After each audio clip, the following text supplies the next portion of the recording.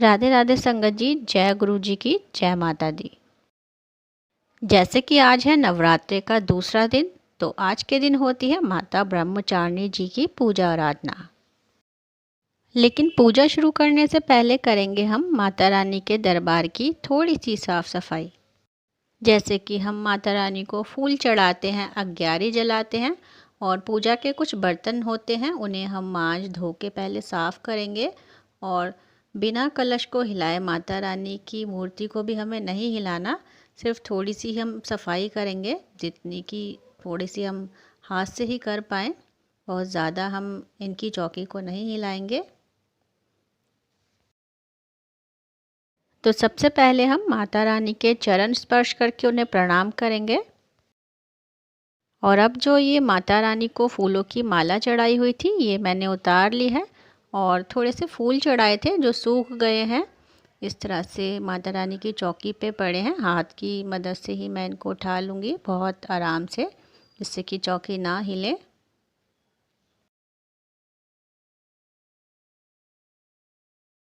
और ये देखिए, ये जो हमने अग्यारी जलाई थी, ये जो फूल मैं उठा रही हूँ दरबार में से, इस अग्यारी में ही इन फूलों को मैं डाल दूँगी, क्योंकि अग्यारी को भी अभी हमें हटाना होगा। सकोरे को भी हम साफ़ करेंगे, दोबारा से इसमें हमें अग्यारी जलानी होगी। तो ये देखिए इस तरह से। और कुछ फूल यहाँ पे भी पड़े हुए हैं, तो उन्हें भी मैं इस तरह से हाथ से ही उठा लूँगी। और ये जो चढ़े हुए फूल और अग्यारी है, तो इनको मैंने ये इस तरह से एक प्लास्टिक का बैग लिया है, इसमें मैं इकट्ठा करूँगी। जैसे कि 8 दिन तक लगातार फूल चढ़ेंगे, अग्यारी जलेगी, तो मैं सबका एक इस तरह से एक ये पॉलीथीन मैंने बना ली है। इनको इधर उधर नहीं फेंकना चाहिए। माता रानी पे चढ़े हुए फूल हैं, अग्यारी है, इनको मैं नवरात्रि के बाद जल में विसर्जन कराऊँगी इनका। और ये कुछ बर्तन हैं जिन्हें मैं इकट्ठा कर रही हूँ। छोटी जोत है, बड़ी जोत हमारी लगी हुई है माता रानी की, तो इन्हें मैं मांज दूँगी। तो सारी साफ़ सफाई करने के बाद हम माता रानी को इस तरह से स्नान कराएंगे जल से। बहुत से लोग डेली माता रानी को स्नान कराते हैं, वस्त्र बदलते हैं, लेकिन मैं ऐसा नहीं करती हूँ। एक बार हमने माता रानी को विराजमान कर दिया, फिर हम उन्हें नहीं हिलाते हैं। और इस तरह से उन्हें मैंने फूलों की माला पहना दी है फिर से। और एक फूल चढ़ाएंगे हम माता रानी के चरणों में। और साथ ही माता रानी को रोली से तिलक कर देते हैं। साथ ही कलश पे भी हम फूल चढ़ाएंगे। और पूजा शुरू करने से पहले हम बनाएंगे आज का भोग प्रसाद, जो कि बनने वाला है पंचामृत। जैसे कि भोग का नाम है पंचामृत, तो ये 5 चीज़ों से मिलकर बनता है। दही, दूध, ये मैंने थोड़ा सा ही दूध लिया है, बहुत ज़्यादा मात्रा में मैं नहीं बनाऊंगी। और ये है घी, थोड़ा सा चाहिए होगा हमें शहद, और साथ ही डालेंगे हम चीनी। इन पांचों चीज़ों को हम लोटे में ही, कच्चा दूध लिया है मैंने, इसमें हम मिला लेंगे। और जैसा कि दूसरा नवरात्रा है, तो माता ब्रह्मचारिणी देवी का ये दिन होता है, दूसरे नवरात्रे के दिन, तो उनको पंचामृत का ही भोग लगता है। और साथ में चीनी का भी भोग लगता है उन्हें। चीनी की जगह आप मिश्री का भी भोग लगा सकते हैं। तो मैं ये पंचामृत बना रही हूँ, जो कि यहीं मैं माता रानी के दरबार में ही बैठ के बना रही हूँ। मुझे किचन में जाने की आवश्यकता नहीं पड़ी है इसमें, ये बहुत जल्दी से बनकर तैयार हो जाएगा। तो इस तरह से हम पांचों चीज़ों को पहले मिला लेंगे। चीनी भी मैंने इसमें डाल दी है, दही डाल दिया है, और ये डालेंगे हम 1 चम्मच इसमें शहद। और जैसे कि दूसरा नवरात्रा मैंने बताया, माता ब्रह्मचारिणी का ये दिन है, तो ये पंचामृत बनाकर आप माता रानी को ज़रूर भोग लगाइए, बहुत ही शुभ होता है। और ये पंचामृत तो उनका बहुत ही पसंदीदा भोग है माता ब्रह्मचारिणी का। तो ये देखिए, और इसमें हम डालेंगे 1 चम्मच ही घी।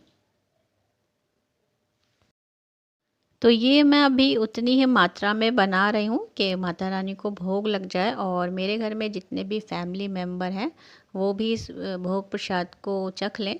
तो इसमें डाले हैं मैंने 5 तुलसी के पत्ते, और अच्छे से एक बार मिला देते हैं पंचामृत में तुलसी के पत्तों को। आप चाहें तो इसे ज़्यादा मात्रा में भी बना सकते हैं। तो ये देखिए पंचामृत बनकर तैयार हो चुका है। एक बार मैं इसे बड़े चम्मच से भी चला देती हूँ जिससे कि चीनी अच्छे से मिल जाए, मिठास आ जाए पंचामृत में।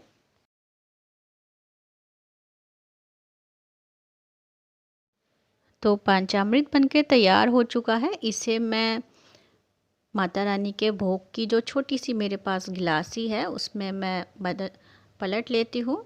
ये देखिए इस तरह से इसमें मैं माता रानी को भोग लगाऊंगी और एक बड़े ग्लास में भी मैं ये जो बाकी पंचामृत है इसको निकाल लेती हूँ। क्योंकि ये लोटे को मैं भोग की थाली में नहीं रखूँगी, बड़ा है और पंचामृत ज़्यादा मात्रा में नहीं है, तो इस तरह से इस गिलास में आ गया है। तो देखिए माता ब्रह्मचारिणी के लिए पंचामृत का भोग प्रसाद बनकर तैयार हो चुका है। और ये मैंने पंचामृत के भोग के साथ छोटी सी कटोरी में चीनी भी रखी है। चीनी का भोग भी हम माता ब्रह्मचारिणी को लगाएंगे। और ये मैंने जौ उगाए थे जिन्हें मैंने छन्नी से ढक दिया था। रात के समय मैं अक्सर जौ को ढक देती हूँ और ये पूजा के समय मैंने इन्हें खोल दिया है।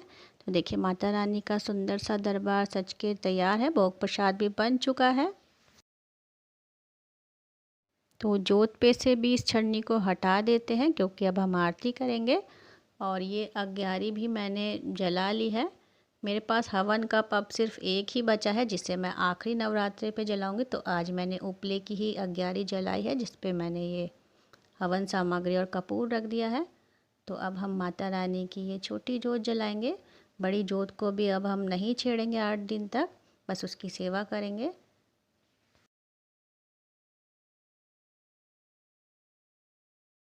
तो माता रानी की छोटी जोत मैंने लगा ली है जिससे आरती करेंगे हम, और साथ में धूप भी जला ली है। साथ ही हम अग्यारी को भी जला लेते हैं। इस पे कपूर और हवन सामग्री मैंने रख दी थी उपला जलाकर।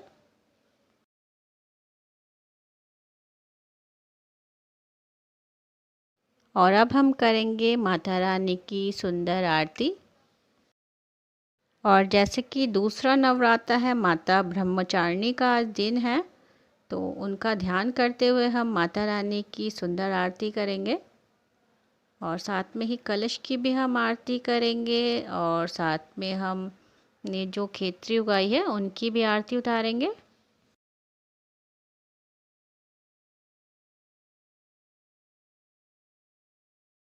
और माता रानी की सुंदर आरती के बाद हम उन्हें हाथ जोड़कर प्रणाम करेंगे और चढ़ाएंगे हम लौंग का जोड़ा, जैसे कि हमने पहले नवरात्रि पे चढ़ाया था। लौंग के जोड़े को घी में डुबोकर अग्यारी में डालेंगे और लौंग का जोड़ा चढ़ाने के बाद हम लगाएंगे माता ब्रह्मचारिणी को पंचामृत का भोग।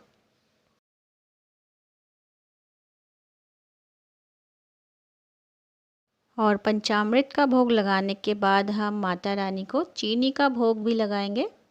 जैसा कि मैंने बताया, अगर आप चीनी का भोग नहीं लगाना चाहते, आप मिश्री का भोग भी लगा सकते हैं और उसे अभी हम अग्यारी में छोड़ेंगे। और माता रानी की इस तरह से हम जोत देंगे माता रानी को। और पूजा के बाद हम माता रानी को हाथ जोड़कर उनके चरण स्पर्श करेंगे, उनका आशीर्वाद लेंगे। और साथ ही हमने जो खेतरी उगाई है उसमें हम जल डाल देंगे अच्छे से, और खेतरी को भी हम हाथ जोड़कर प्रणाम करेंगे। तो यह हुई माता रानी के दूसरे नवरात्रे की पूजा संपन्न, जो थी माता ब्रह्मचारिणी जी के नाम की पूजा। और इस पूजा के बाद आप चाहें तो माता ब्रह्मचारिणी जी के नाम की कथा सुन सकते हैं, बैठकर उनका भजन कीर्तन कर सकते हैं। तो यहाँ मैं एक बार माता रानी से हाथ जोड़कर क्षमा मांगना चाहूँगी कि इस पूजा के बीच यदि मुझसे कोई गलती हुई हो तो मुझे माफ़ करें। तो जल्द ही मिलेंगे मेरी नेक्स्ट वीडियो में। तब तक के लिए राधे राधे, जय गुरु जी, जय माता दी।